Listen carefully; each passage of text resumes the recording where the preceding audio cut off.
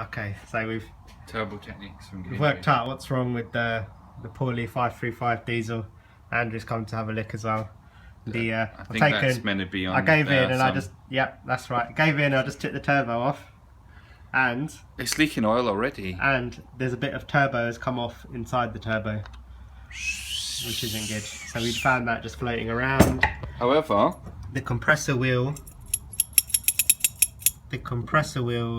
is also just touched the edges and is very tight.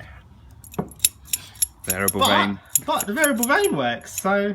If anyone wants to know what a variable vane is... Oh, we've broken it. That's alright, it's just a shame. You've broken it, Andrew. Look, film this bit.